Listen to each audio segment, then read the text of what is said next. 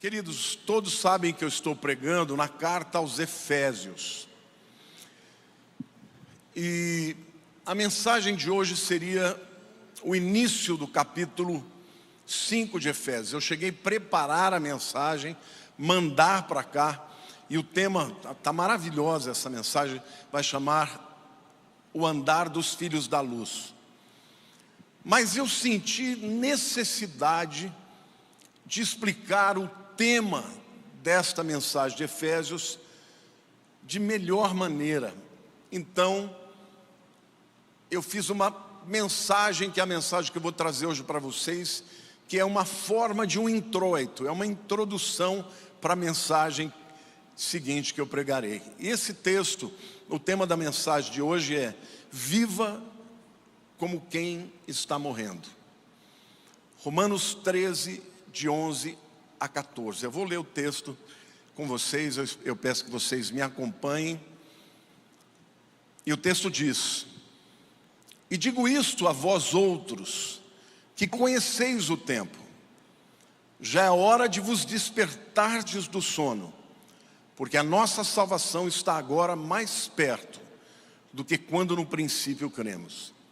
Vai alta a noite e vem chegando o dia. Deixemos, pois, as obras das trevas e revistamo-nos das armas da luz. Andemos dignamente como em pleno dia, não em orgias e bebedices, não em impudícias e dissoluções, não em contendas e ciúmes, mas revesti-vos do Senhor Jesus Cristo, e nada disponhais para a carne no tocante às suas concupiscências. Sabe, gente, muitos crentes, quando se convertem, ficam surpreendidos ao perceber que a velha natureza não morreu. Sim ou não? Se alguém tem dúvida, pergunta para sua esposa: o velho homem ainda está em mim? Tá. Então a verdade é que quando nós nos tornamos crentes, nós passamos a ter duas naturezas, e não mais uma só. Porque agora o Espírito Santo habita em nós, nós nascemos de novo e recebemos a natureza de Deus. Então temos a natureza de Deus dentro de nós, mas também temos a velha natureza dentro de nós. E a gente tem que lutar a vida inteira contra essa natureza. Por quê? Porque através dela é que Satanás quer nos destruir. Amém?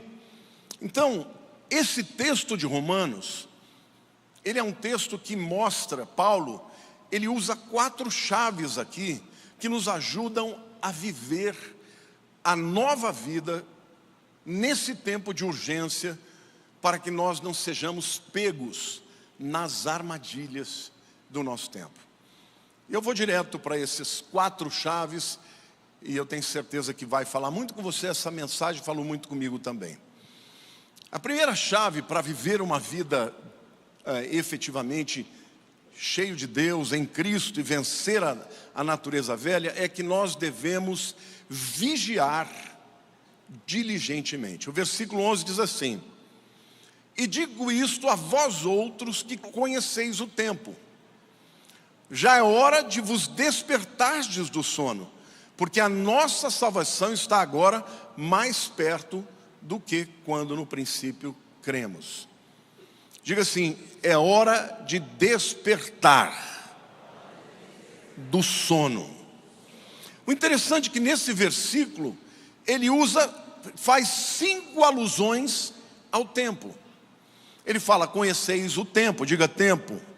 Depois ele diz: já é hora, diga hora.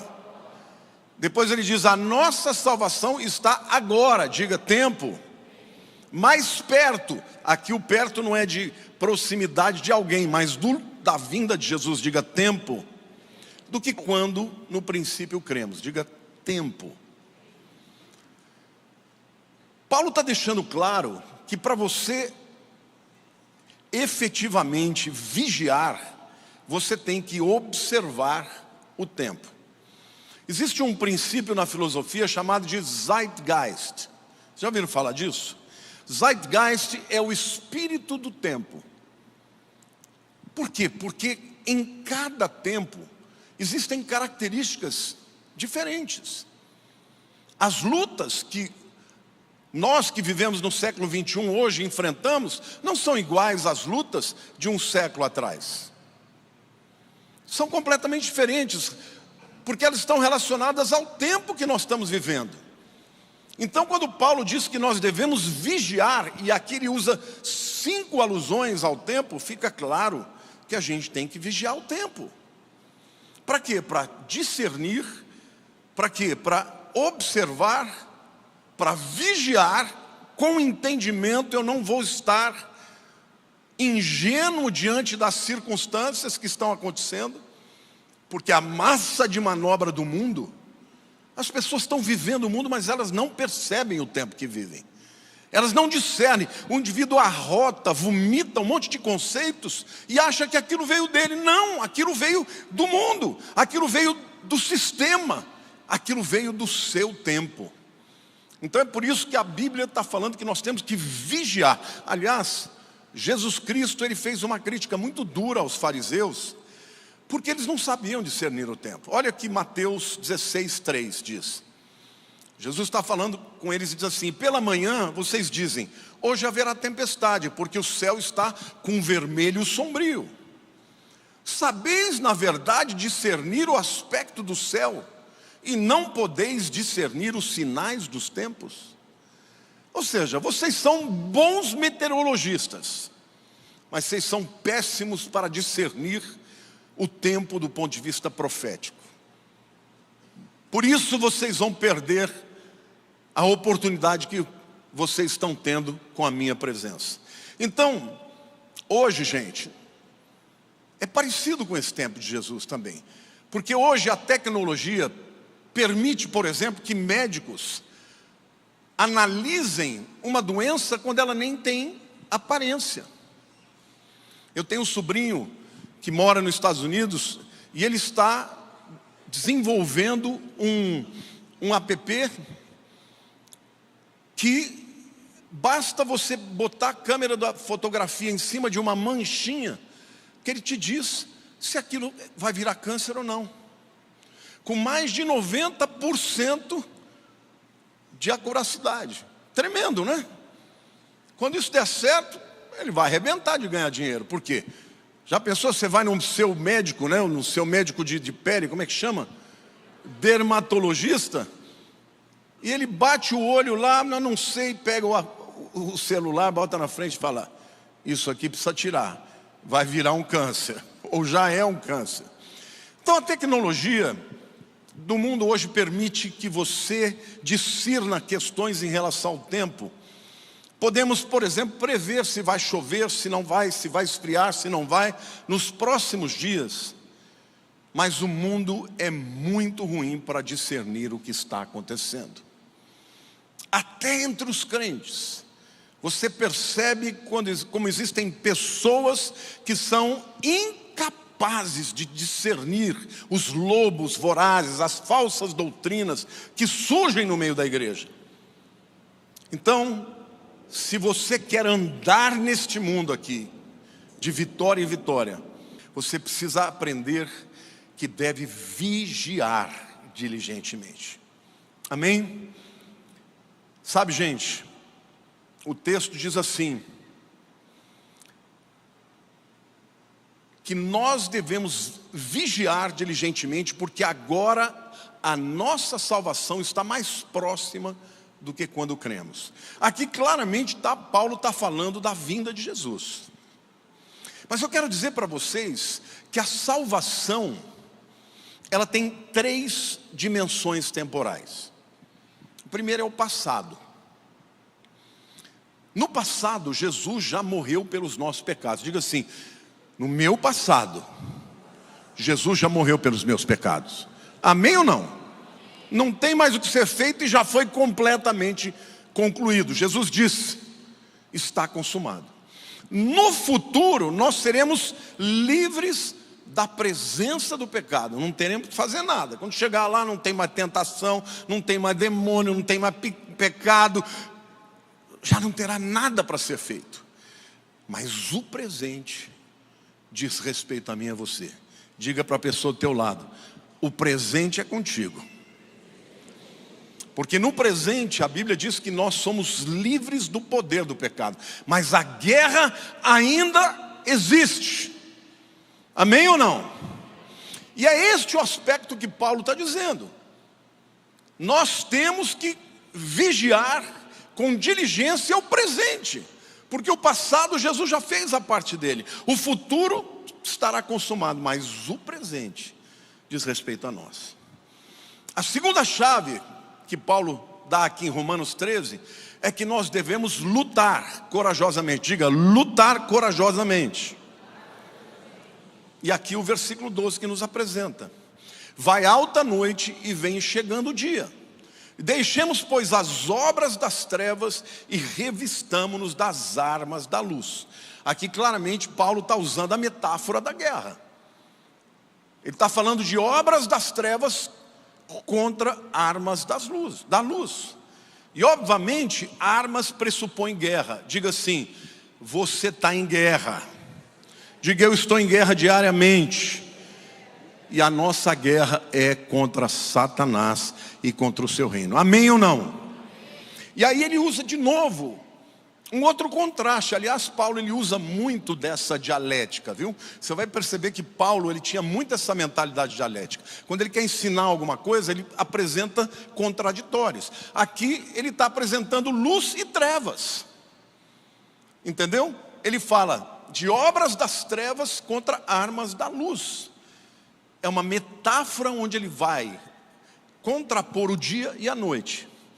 Porque os pecados que ele vai citar em seguida eram todos feitos à noite. E de dia, quando está todo mundo vendo, as pessoas andavam aparentemente direito. Então, Paulo está aqui mostrando esses dois aspectos da guerra: obras das trevas versus armas da luz. Andar como alguém anda de dia de maneira digna, ou fazer as obras das trevas. Como essa guerra deve ser travada na vida do crente? Ele começa afirmando: deixemos, pois, as obras das trevas. E depois ele diz que nós devemos nos revestir da luz. Estão percebendo os contrastes? Agora, o que significa deixar as obras das trevas? O verbo aqui, apotíteme, significa colocar de lado, significa tirar do caminho ou remover. Mas o tempo verbal que ele está usando aqui, o imperativo, é deliberadamente. Repita comigo, diga: deliberadamente, propositalmente, significantemente e permanentemente. Ou seja, você quer vencer essa guerra, você tem que arrancar da tua vida essas coisas. Amém ou não? Não é assim: vou fazer, se der mais ou menos, vou levando. Não, faça isso na tua vida, porque esta obra da carne, se ficar na tua vida, ela vai te levar à morte. Efésios capítulo 5, versículo 8 diz assim, quando eu estou citando esse texto, porque trevas na Bíblia significam a maneira como nós vivíamos antes de Cristo entrar na nossa vida. Efésios 5:8 diz assim: pois outrora éreis trevas, porém agora sois luz no Senhor, andai como filhos na luz. Esse versículo está na mensagem que eu vou pregar em seguida. Tem um poema que eu li certa vez, nem me lembro o autor, mas que eu acho muito interessante. Esse poema eu vou ler em inglês e depois vou traduzir para vocês. Two natures beat within my breast. The one is foul, the one is blessed. The one I love, the one I hate. The one I feed will dominate. Duas naturezas batem dentro do meu coração. Uma é o erro, a outra é abençoada. Uma eu amo, a outra eu odeio. Aquela que eu alimento é a que vai me dominar. pesado, né? Diga para a pessoa ao teu lado, diga: quem você está alimentando na tua vida?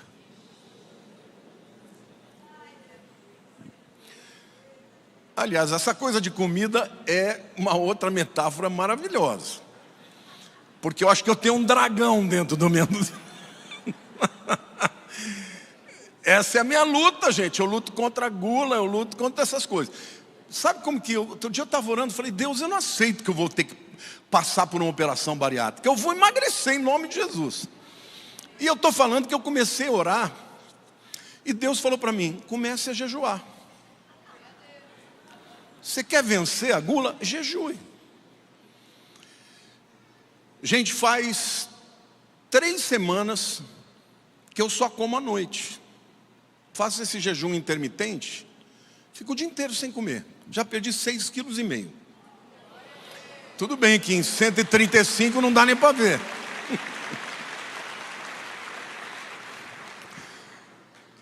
Agora, para mim não adianta fazer um regime e perder 30 quilos. Se eu não mudar o meu estilo de vida, eu vou ser sempre gordo. Então eu decidi fazer uma coisa que não vai ser por 1 mês, por 2 meses. Eu falei: Deus, esse ano eu vou te dar um ano em que eu não vou comer pão, eu não vou comer macarrão, eu tirei açúcar da minha vida. Isso é um jejum. No início, irmãos, parecia que tinha um demônio me mandando ir para a geladeira. Mas hoje, eu já não estou mais sentindo vontade. A Lília senta na minha frente, faz o lanchinho dela, come pão, com manteiga no final da tarde. Ela: você não está com vontade? Eu falei: eu estou, mas eu não vou, porque eu sou mais forte do que isso. E eu estou me expondo aqui para vocês, porque eu vou até o fim. Então é assim, não é fácil, a guerra existe, mas você tem que lutar contra a sua carne. Não vai ser por osmose, não vai ser, porque tem gente que não tem problema, é magro, não tem as compulsões do gordo. Porque eu poderia dar uma aula para vocês aqui, por que o gordo tem mais fome. Eu posso te dar, eu conheço, já li tudo. Eu sento na frente do endócrino, ele vai me explicar. Eu falo: doutora, já sei tudo. Não precisa. A verdade é que você tem que tomar uma decisão. A guerra, ela existe agora. É você que vai dizer: eu não aceito. Porque eu falo para Deus: Senhor, isso é uma vergonha. Irmão, vocês já me viram pregar sobre domínio próprio? Nunca, né? Porque eu não sou hipócrita. Eu falo, eu não prego, eu pulo. Mas vocês me aguardem. Porque no final do ano, que eu tiver 1 ano vencido, tiver mais magrinho, ó.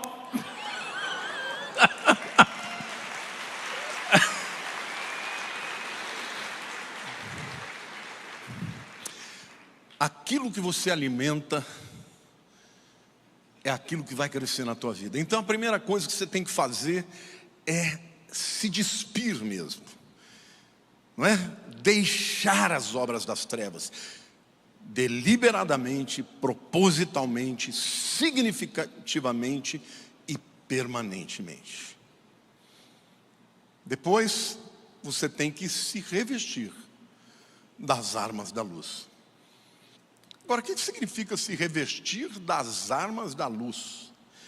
1 João 1,7 diz assim: se porém andarmos na luz como Ele está na luz, Ele, Jesus, mantemos comunhão uns com os outros, e o sangue de Jesus, seu Filho, não, está falando do Pai aqui, nos purifica de todo o pecado.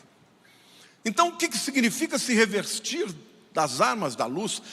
Fala da comunhão com Cristo. Você se reveste das armas da luz lendo a Bíblia todo dia. Quem lê a Bíblia todo dia aqui? Gente, você precisa comer todo dia? Você precisa beber água todo dia? Você precisa mais da Bíblia do que de comida e bebida. Leia a Bíblia todo dia, porque se não ler a Bíblia todo dia, tem crente que nunca lê a Bíblia, irmãos. É por isso que é um crente esfarrapado, é um crente ferido, é um crente derrotado, é um crente cheio de minhoca na cabeça. Por quê? Porque ou você vai ser cheio com a mentalidade deste mundo, obras da carne, ou vai ser cheio das armas da luz. A palavra de Deus é a espada do Espírito. Leia a Bíblia todos os dias. Amém? Mas também tem a ver com oração, ter comunhão com o Senhor, buscar a Ele, na hora da tentação, buscar o Senhor. Se você ainda não tem esse relacionamento com Deus, saiba que é muito importante você desenvolver isso para poder ter uma vida de vitória. A terceira chave que o apóstolo Paulo fala é que nós devemos andar dignamente. Eu chamei de virtuosamente, o versículo 13.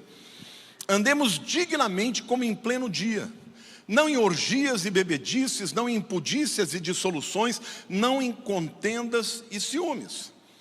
E aqui de novo, ele está falando de andar, ele está usando uma metáfora. Andar é uma metáfora para procedimento, para a vida. Então quando ele fala que o crente, ele deve andar, não é? Deve andar dignamente. Isso significa que a vida do crente deve ser virtuosa. Se refere à sua vida pessoal? Sim. O crente tem que lutar para vencer as suas áreas pessoais. Se refere também à nossa vida familiar? Sim. Porque tem muitas famílias de crentes que são piores que dos ímpios. A sua família pode ser uma bênção, se Deus estiver no centro. Se refere também à nossa vida profissional. Tem muitos crentes que na igreja são uma bênção, mas na vida profissional é o cão. É pior que o ímpio. Trai, rouba, mente, xinga, faz de tudo que não deve. Aí fala: Deus, eu dou o dízimo. Se converte, meu camarada. Porque se não se converter, a tua vida vai cada vez mais para o buraco. Então, um político cristão não pode usar as armas das trevas. E não tem lugar mais podre do que na política. Então, o camarada é crente, vai para a política, tem que estar pronto para chegar lá e ser luz. Ah, mas se eu for agir que nem eles agem, eu não vou me destacar. Volta para tua casa. Mas não se corrompa. O empresário cristão não pode usar as armas das trevas, não pode mentir, não pode trair, não pode seduzir, não pode competir no mau sentido. E agora vou ser mais duro ainda. Pastores não podem usar armas das trevas. Hoje em dia tem pastor destruindo a igreja dos outros, fica indo em cima dos membros dos outros, principalmente os membros que têm dinheiro. Está cheio de pastor aí que não está nem aí para Deus. Chega num lugar e acaba com aqueles outros que estão lá. Por quê? Porque usa as obras e as armas das trevas. Deixa eu dizer algo para vocês. Paulo está dizendo que Jesus está chegando. E mais uma vez ele usa a figura. Como se, quando terminasse a madrugada, quando o sol nascesse, está se referindo à vinda de Cristo. Tanto é que Malaquias 4 diz: mas para vós que temeis o meu nome, nascerá o sol da justiça, trazendo salvação nas suas asas. Amém ou não?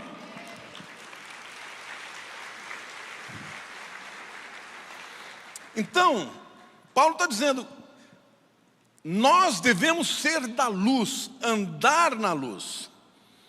E aí então, ele fala sobre os pecados que são inerentes àqueles que andam nas trevas.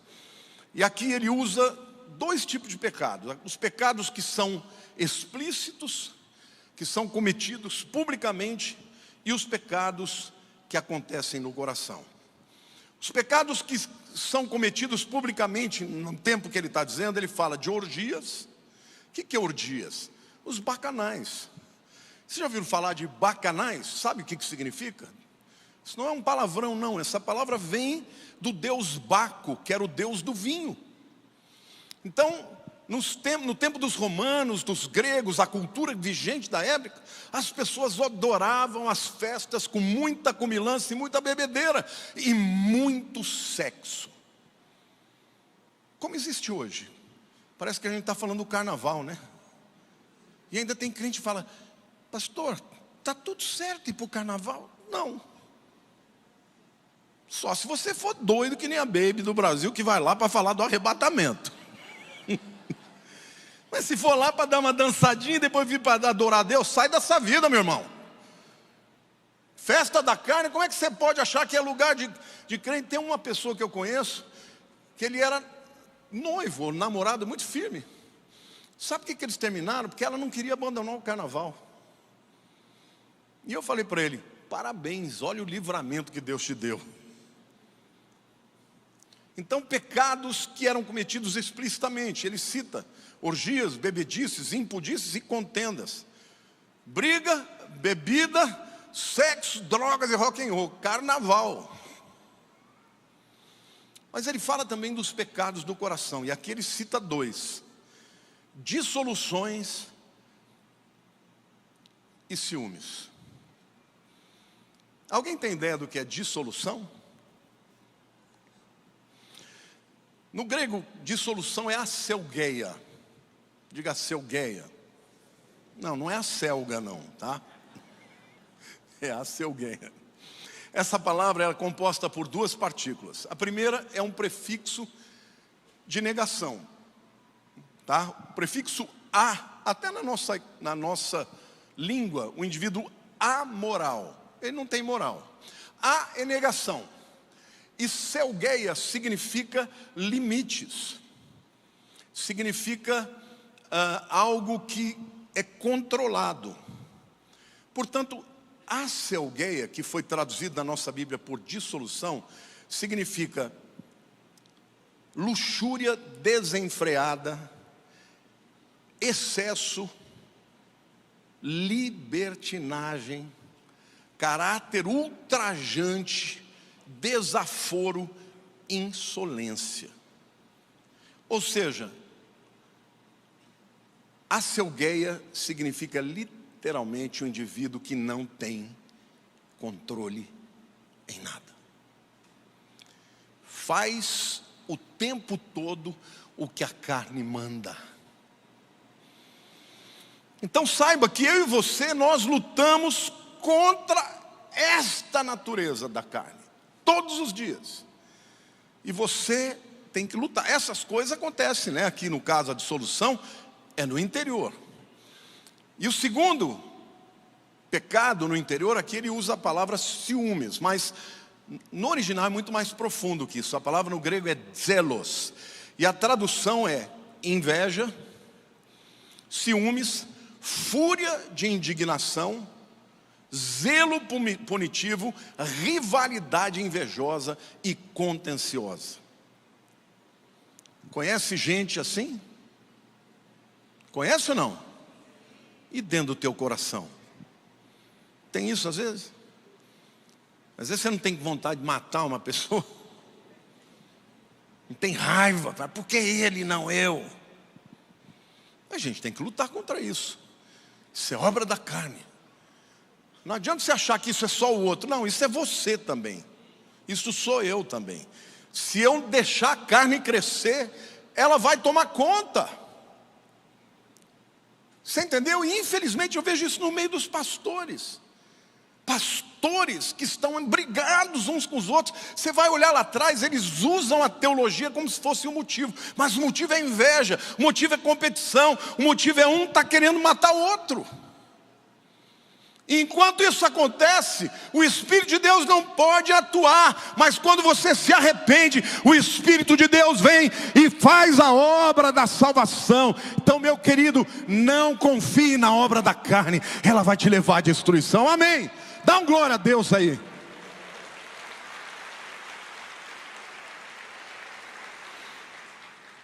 Primeira Tessalonicenses 5:5 diz: Porquanto vós todos sois filhos da luz e filhos do dia, nós não somos da noite, nem das trevas. Quem já aceitou Jesus aqui? Essas coisas não te pertencem. Você não pode deixar que elas te dominem. Porque se você tem o Espírito Santo, quando você peca, você fica triste, sim ou não? E quando ele fica triste dentro de você, ele está te dizendo: você não faz parte desse reino, eu não quero que você faça isso. E você tem que lutar. Começa com arrependimento e depois você vai lutar. Não é porque você se converteu agora. Olha, eu gosto muito de fazer a alusão, usar como ilustração o indivíduo drogado. Eu, graças a Deus, por causa do amor que eu tinha pela minha mãe, eu nunca dei uma tragada de um baseado, eu nunca usei nada de droga. Meus amigos todos eram drogados, eu gostava da briga. Quando era ir pro pau, estava lá eu. Mas quando era para usar droga, eu falo: não, não uso. Não, seu careta. Não, eu sou careta, não vou usar. Então, eu nunca tive que lutar contra a droga. Mas eu conheço muitos crentes que usaram droga há muitos anos e até hoje tem que tomar cuidado. Porque às vezes passa no lugar onde passava, dá o flashback. Às vezes uma situação acontece, aquilo remonta para aquele tempo em que ele usou cocaína, que ele fumou pedra de crack. Ou seja, o camarada vai ficar para o resto da vida lutando contra isso. E todos eles me dizem a mesma coisa: eu estou sóbrio hoje. Porque ele sabe, se ele fizer isso aqui, ele volta a tudo. Sim ou não? Assim é a carne. Pode ser que você nunca tenha usado droga, não seja viciado em álcool, mas você tem outros vícios. E Satanás quer muito mais te levar cada vez mais ao pecado, porque esses pecados vão gerar em você lembranças de coisas aparentemente boas, mas que na verdade geram a morte. E a última chave que Paulo usa aqui é que nós devemos aguardar a vinda do Senhor vitoriosamente. Amém? Diga assim: aguardar a vinda do Senhor vitoriosamente. O versículo 14 diz: revesti-vos do Senhor Jesus Cristo, e nada disponhais para a carne no tocante às suas concupiscências. De novo ele está usando dois contrapontos, né? Um ao outro. Primeiro ele fala: revesti-vos do Senhor Jesus Cristo. Diga positivamente: resistir do Senhor Jesus Cristo. Isso está contrastando o quê? E nada disponhais para a carne no tocante às suas concupiscências. Revesti-vos de Jesus, irmãos, porque sozinho você não vai conseguir. Diga assim: sozinho eu não vou conseguir. Lutar contra a carne sem estar revestido de Cristo é fracasso, na certa. Então, nós somos seres gregários, você precisa de gente. Você tem que andar com gente do bem. Você sabia que o grupo te influencia? Por que a gente tem que investir tanto nos jovens, nos adolescentes? Porque se um camarada sai da igreja, vai para uma universidade e não tem mais contato, ele vai se desviar. Então, mesmo quando a gente fica mais velho, você precisa de pessoas que estão buscando a Deus como você está buscando. Gente que lê a Bíblia, gente que ora, gente que participa de célula. Tudo que você puder para estar perto de crente, você precisa fazer para você vencer a obra da carne. Amém ou não? Glória a Deus. Pode aplaudir o Senhor.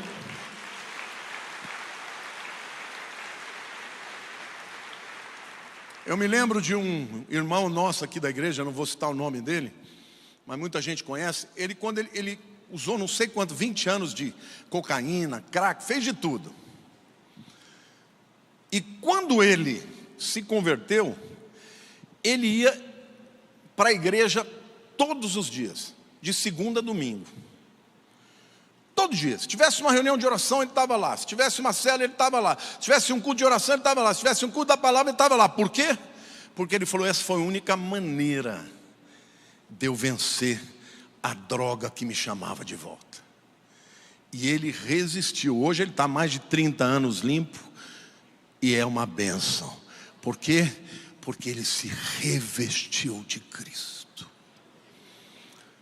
Então você que está me vendo pela internet, que acha que você vai poder viver uma vida cristã longe da igreja, sabe que você nunca vai vencer as suas lutas sozinho. Você precisa de gente. Cutuca a pessoa ao teu lado e diga assim, você é muito importante na minha vida. A palavra comunhão significa aquilo que é comum a duas pessoas.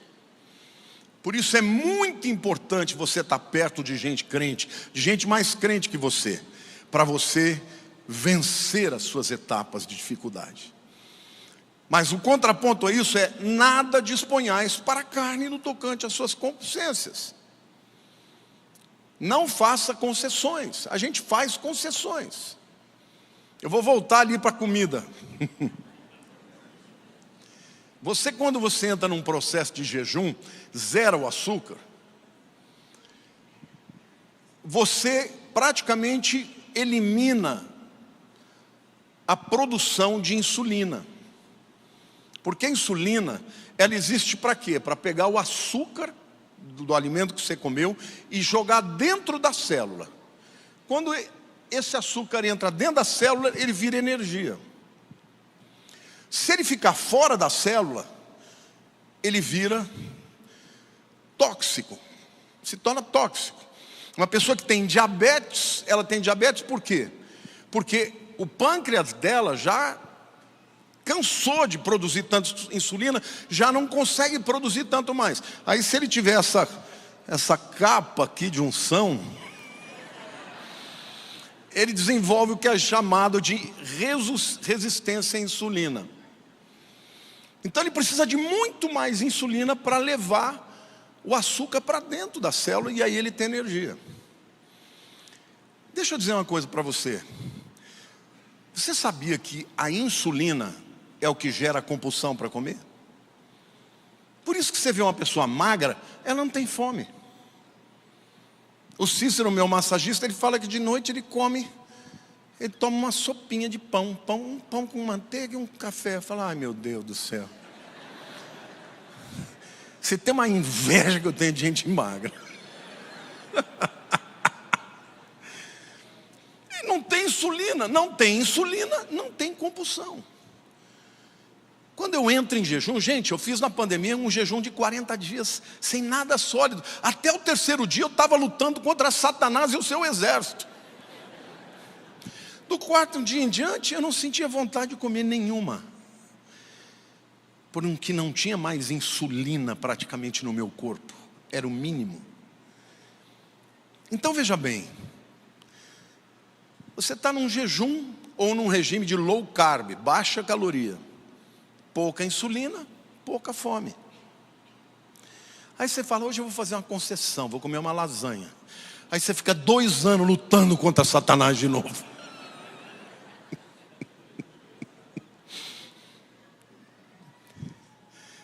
Por que eu estou falando isso? Se junte com pessoas que estão buscando a mesma coisa, que estão dispostos a lutar contra o pecado, contra as obras das trevas, porque desta maneira Deus vai te dar a vitória. Amém? Quantos aqui creem que Deus tem vitória para a sua vida, querido? Amém? Aplauda ao Senhor. Eu vou repetir aqui com vocês a primeira chave, diga, devemos vigiar diligentemente. E aqui diz respeito a vigiar o tempo que nós vivemos especialmente. Segunda chave, diga, devemos lutar corajosamente. Terceira chave, diga, devemos andar virtuosamente. E a última delas, devemos aguardar a vinda do Senhor vitoriosamente. Como você quer ser encontrado? Isso que aconteceu no carnaval agora da Baby lá e falar do arrebatamento, eu confesso que no primeiro momento eu falei, mas o que ela tinha que estar fazendo aí? Mas depois eu falei, pera lá, está todo mundo falando do arrebatamento. Gente, o Fantástico, o Tadeu Schmidt terminou dizendo, gente, vamos ser felizes antes que venha o Apocalipse. A Baby foi lá no Amaury Júnior falar do arrebatamento, o mundo falando sobre o arrebatamento. Eu falei, Deus é Deus. Deus usou essa mulher para falar de uma mensagem que ninguém iria falar no meio daquele povo, porque Ele ama aquele povo. Agora, por que Ele mandou ela falar isso agora? Porque está chegando. Quantos estão discernindo isso, gente? Glória a Deus. Então vamos juntar a igreja, vamos ficar juntos, porque juntos somos mais fortes. Amém? Vamos ajudar uns aos outros, vamos buscar o Senhor, porque Ele está mais perto do que o dia que nós cremos. Agora, deixa eu dizer uma coisa, as pessoas falam, pastor, quando Jesus vem? Eu falo, olha, eu só sei de uma coisa, está mais perto do que quando eu me converti. Eu espero muito que seja no meu tempo.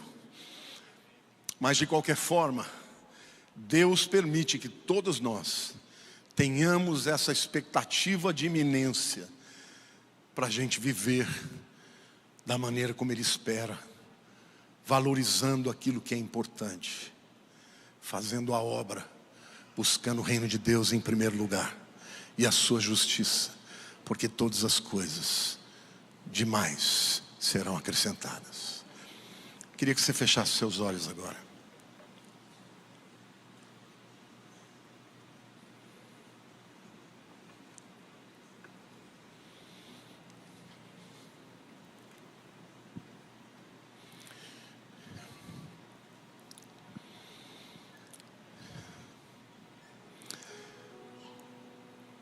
Não perca seu tempo lutando sozinho. Na igreja existem pessoas que enfrentam a mesma luta e que podem te ajudar. Não fique valorizando aquilo que é passageiro. Viva para o que é eterno. Entrega a tua confiança, a tua vida para o Senhor. Entrega o teu caminho ao Senhor, confia nele e tudo Ele fará. O Senhor hoje quer que você venha depositar no altar as suas armas, as obras da carne, das trevas. E que você venha dizendo, eis-me aqui, Senhor, me ajuda. Muda a minha vida, me ajuda a vencer aquilo que eu tenho que vencer. Porque o acusador, primeiro ele te tenta, depois ele te acusa. E o objetivo dele é te destruir. Mas Jesus veio para que nós tivéssemos vida abundante. E Ele veio para nos libertar, porque conhecereis a verdade, e a verdade vos libertará. Então, se você entrou aqui hoje, meu querido, minha querida, ou você que está me vendo na internet, se você ainda não teve um encontro pessoal com Jesus, hoje o Senhor quer entrar na sua vida e te trazer para o reino da luz, para que você não tenha que andar de derrota em derrota, mas de vitória em vitória.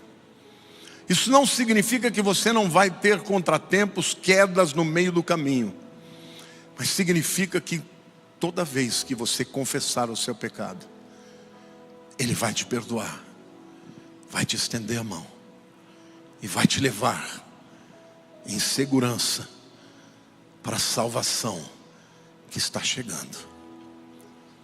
Então, se você está me vendo aqui, ou pela internet, ou está aqui hoje, e não tem certeza se você já nasceu de novo, e quer de verdade entregar a tua vida, o teu passado, o teu presente, o teu futuro para Deus, eu quero orar por você onde você estiver. Eu preciso que você levante a sua mão. A igreja permanece com os olhos fechados. Estou vendo essa pessoa, estou vendo lá atrás também. Quem mais aqui? Estou vendo essa pessoa também. Estou vendo lá atrás. Eu vou descer, eu quero que você venha aqui. Eu vou orar pela tua vida. Pode vir, não tenha receio.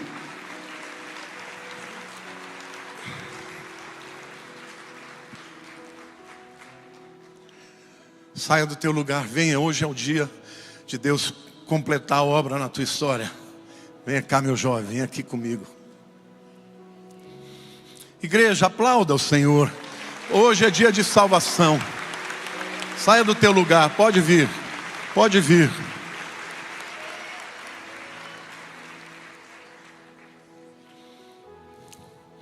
Deus abençoe.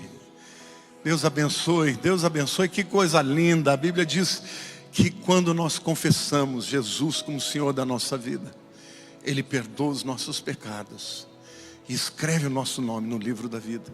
Então ora comigo, diga assim: Senhor Deus, eu sou pecador,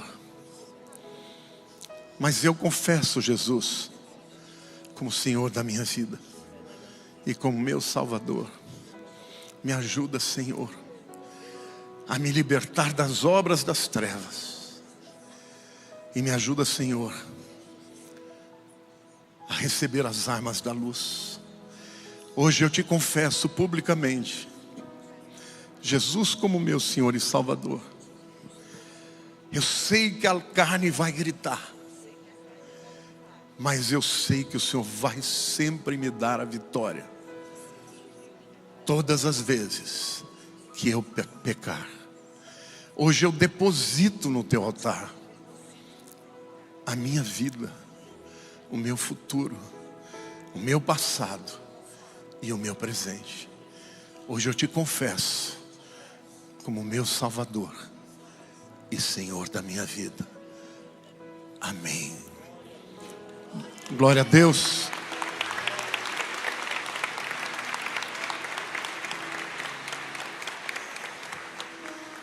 Nessa luta para vencer a minha gula,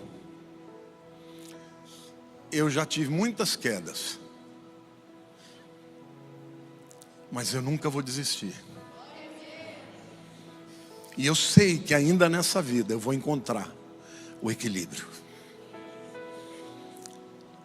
Eu me expus aqui para vocês, porque eu quero que vocês saibam. Sabe por que eu nunca fiz uma bariátrica? Eu podia resolver isso, porque eu sempre tinha um sentimento: eu nunca vou poder dizer que eu venci. Não estou dizendo que quem tenha feito fez a escolha errada. Estou falando para mim. E eu vou vencer, assim como vocês vão vencer também, em nome de Jesus. Sempre que vocês clamarem, Jesus vai estar lá para te dar vitória ou para te dar o perdão. Ele ama vocês a ponto de dar a vida só por você. A Bíblia diz que uma alma vale mais do que o mundo inteiro. Se fosse só você, Ele teria morrido na cruz. Amém? Então que Deus abençoe. Eu vou pedir para vocês acompanhar os diáconos. Marque o dia de hoje. Marque o dia de hoje. Que dia é hoje? 18 de fevereiro de 2024. Não se esqueça dessa data. Deus abençoe.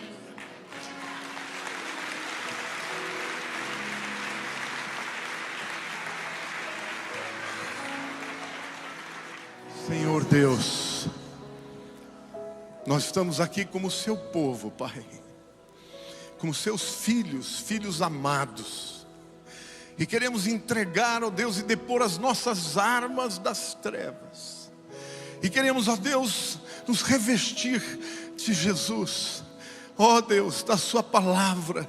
Queremos nos revestir, ó Deus, de tudo aquilo que vem de ti, Senhor, das obras da luz, Senhor, em nome de Jesus. Nós queremos dizer que a nossa carne não vencerá, nós não desistiremos, porque o Senhor não desiste de nós.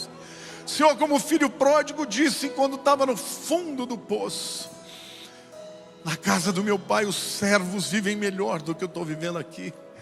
Eu vou voltar e vou dizer: Pai, pequei contra os céus e contra ti.